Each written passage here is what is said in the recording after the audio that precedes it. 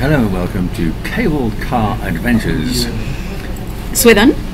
And Catherine's EV Update Episode 5. Recorded live in some services, Air de Lafayette on the motorway. With a pretty good croissant. Pretty good. Not 100%, you know. 10 out, 7 out of 10. 7 out of 10 for the croissant. So today is day 3 from when we left our friends Lynn and John and Lake House at Beaumont Pied de Boeuf.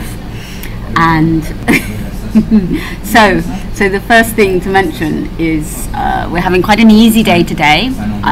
We were having quite an easy day. Well, we were having quite an easy day today. We've had a slight twist, but basically we're staying on the motorway. The route that we've planned for today just involves hopping from rapid charger to rapid charger down the motorway, heading south.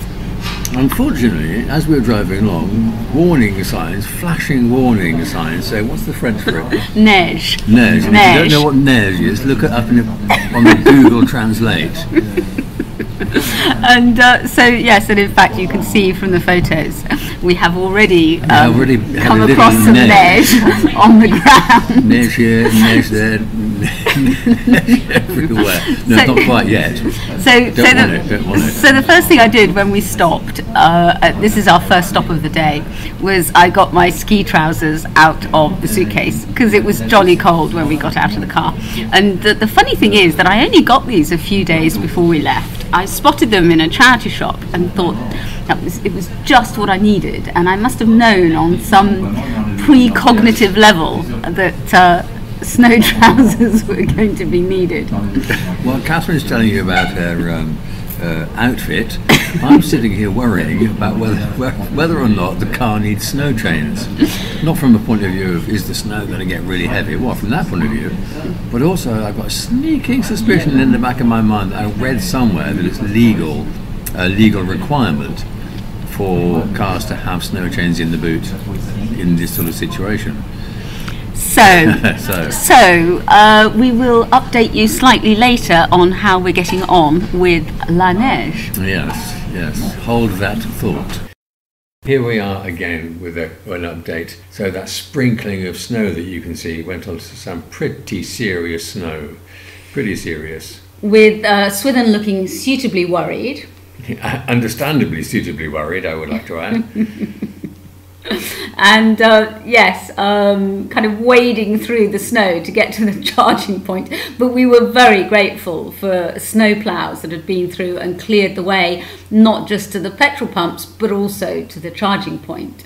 I would like to say that the snowman was mine, but I'm afraid that would be a lie. But yes, it was fun. We didn't quite stop long enough to build a snowman. Oh, we would have. I think 3/4 of an hour. We could have built several snowmen, I think. We could actually. On from there, we then went on to the wonderful Millau Bridge, and as we approached the Millau Bridge, we could see it in the distance with low cloud touching the top of the bridge, well, whatever they're called. It was quite magnificent, wasn't it? It's kind of shrouded in this kind of misty, foggy cloud. We could see it from several miles away, I'd say, and then to go over the bridge was really, really fabulous experience. That's spectacular. It was. Just a little bit further on from the bridge, at a place called Lodève? Clermont. Oh, no, it's Lodève. It was Lodève when we started the descent. The road started to go down and down and very steeply down and down and down and down for 16 miles. We've worked out that it was a 16-mile descent. Now, of course, from an electric car point of view, this is wonderful. Zoe loved it. Because what you're doing is regenerating all the time.